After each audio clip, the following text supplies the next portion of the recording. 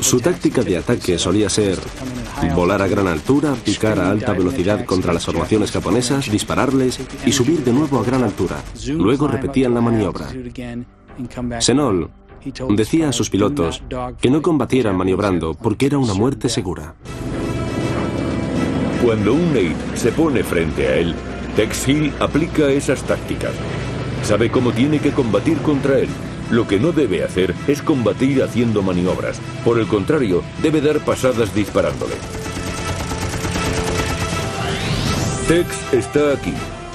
El Nate aquí. Tex se dirige contra el Nate y le ataca de frente. Me lancé contra él. Y por supuesto le disparé frente a frente. Los aviones se dirigen el uno hacia el otro a más de 965 km por hora. El Nate alcanza al avión de Tex, pero su blindaje le protege. El Nate, con blindaje más ligero, no pudo resistir los disparos y cayó en barrena. El Nate cae a la jungla dando vueltas. El combate ha terminado. No tenía ni idea de dónde estaban Howard y Newkirk, y me dirigí a la base tratando de salir de aquel lugar. De repente, Tex sintió unas fuertes sacudidas. Su avión vibraba de una manera muy extraña. Los instrumentos parecían saltar del tablero. Probablemente pensó que no llegaría a la base. Finalmente llegó a la base de Mingladon, donde Howard y Newkirk ya habían aterrizado con seguridad. Después de aterrizar, echó una ojeada a su avión. Me habían hecho 33 agujeros en el avión. Además, la hélice tenía varios proyectiles incrustados, y eso había hecho que el avión perdiera el equilibrio. Estando en el aire pensé que me iba a quedar sin motor. La primera misión ofensiva de los Tigres voladores contra los japoneses había sido un éxito. 4 cazas destruidos en el aire y 4 bombarderos en tierra.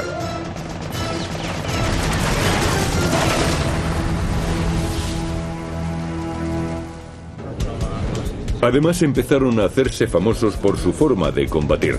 No empleaban rangos ni disciplina militar y luchaban según sus propias reglas. Pero también eran conocidos por sus peculiares pasatiempos. En Rangún practicaban el water buffalo, que consistía en disparar contra las lámparas de los bares. Incluso tenían un leopardo como mascota. Senol permitía que sus pilotos se relajaran así de la tensión de los combates. Sin embargo, en el aire exigía una disciplina total. Creo que fue un líder excelente. Si hacían bien su trabajo, él estaba siempre a su lado. Durante los 6 meses de combate, este grupo de mercenarios norteamericanos derribó casi 130 aviones japoneses. 11 de ellos cayeron bajo las ametralladoras del Tomahawk de Tex Hill. Se trataba de un grupo compuesto de antiguos oficiales del ejército y de la marina y soldados rasos que se enfrentaron a la amenaza japonesa, muy cerca del archipiélago japonés, y juntos demostraron que era posible dominar a un enemigo que parecía ser mucho más fuerte que ellos. Pero después de Pearl Harbor ya no era necesario un ejército de mercenarios. Todo el peso militar de Estados Unidos combatiría en la guerra.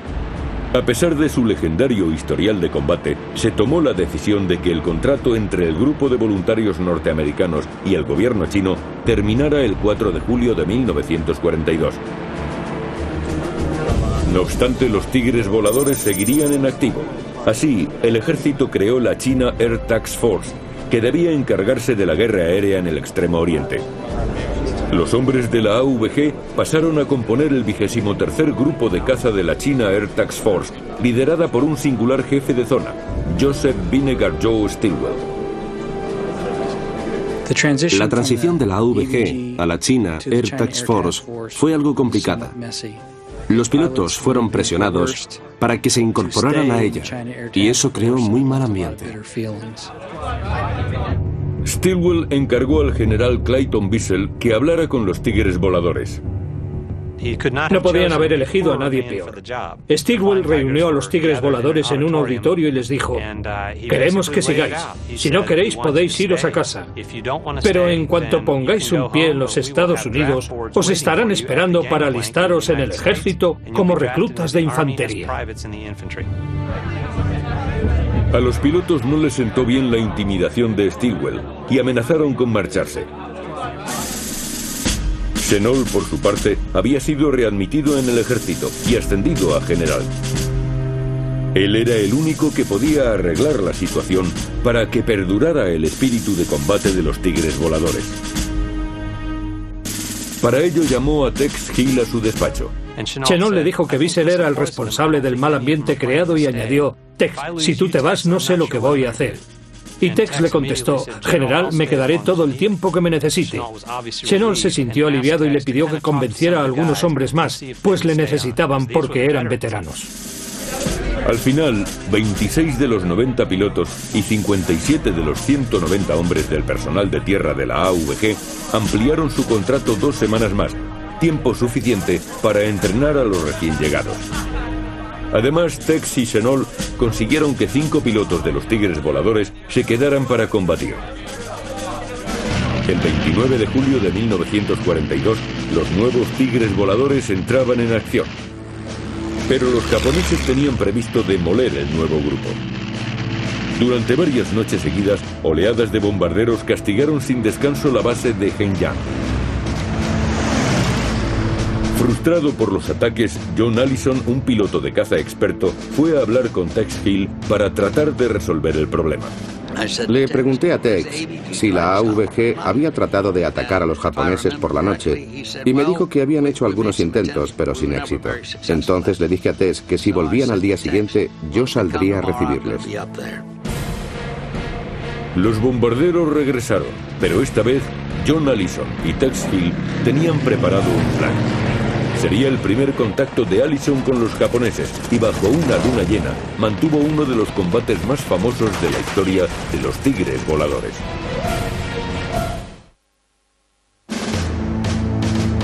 ...29 de julio de 1942... La luna llena brilla sobre la base de Hengyang. Los tigres voladores vuelven a la carga. Entre ellos se encuentra John Allison, que va a probar por primera vez la emoción del combate. Ha recibido la alerta de que una formación de bombarderos japoneses está de camino para atacar la base. Se prepara en su P-40 y despega. John Allison era como Jimmy Doolittle. Ambos eran bajos, muy minuciosos en su trabajo y dos profesionales de la aviación muy técnicos. Pero cuando se subían a un avión, se ataban el atalaje y arrancaban el motor, su personalidad cambiaba. Tex Hill y John Allison prepararon una táctica muy inteligente para detectar e interceptar a la formación de bombarderos. Por las incursiones anteriores sabían que los japoneses solían lanzar bombas desde 5.000 metros de altura. Teníamos que evitar que pasaran por debajo de nosotros, porque por la noche no los veíamos, solo se veían las llamas de los tubos de escape. Allison y un veterano de la AVG, Ayas Baumler, volarían en una posición llamada en la luna. Sin radar ni ayudas a la navegación, la luz de la luna sería su único apoyo para detectar a los japoneses. Si estos volaban a su altura habitual, ambos pilotos verían su silueta formada por la luz lunar. Si pasaban por debajo de Allison, Baumler los vería. Y si lo hacían por debajo de Baumler, volarían lo suficientemente cerca del suelo para que el personal de tierra los viera y avisara por radio. Baumler nivela su avión a 2.700 metros. Allison sube hasta los 3.600.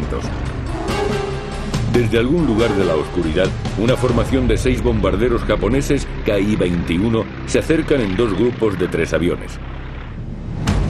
El bombardero Mitsubishi Ki-21, más conocido como Sally por los aliados, era el caballo de batalla de la Fuerza Aérea Japonesa en China. Podía transportar más de 900 kilos de bombas.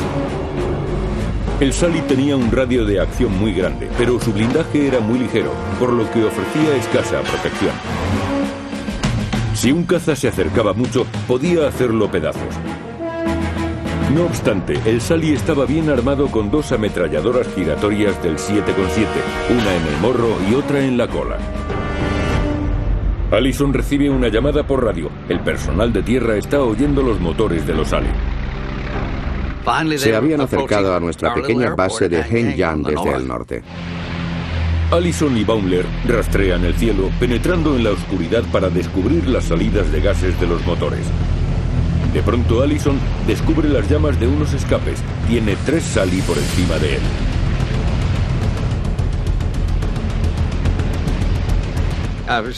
Estaba a 1000 metros por debajo de ellos. Inmediatamente metí los gases a fondo y empecé a subir pensando, voy a hacer que veáis auténticos fuegos artificiales.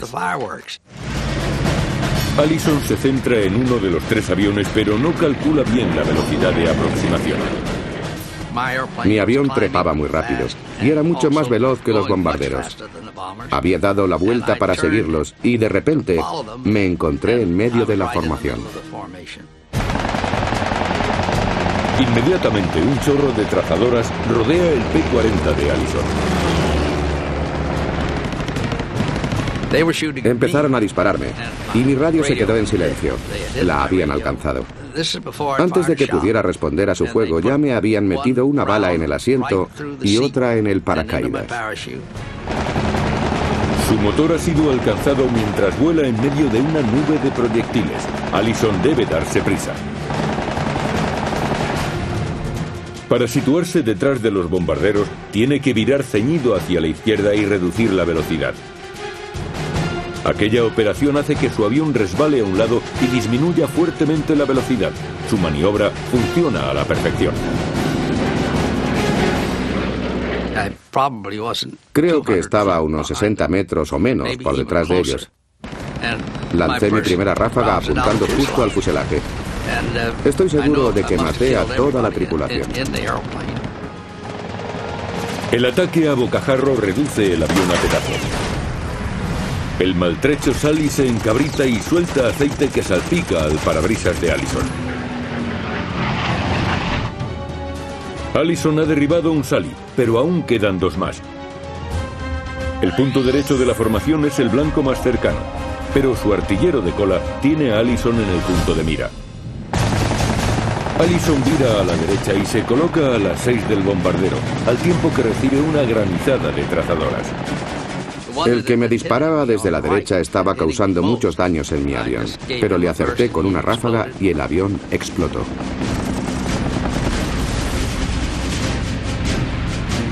Un derribo confirmado. Ya solo queda un Sally en la formación. El jefe de la patrulla.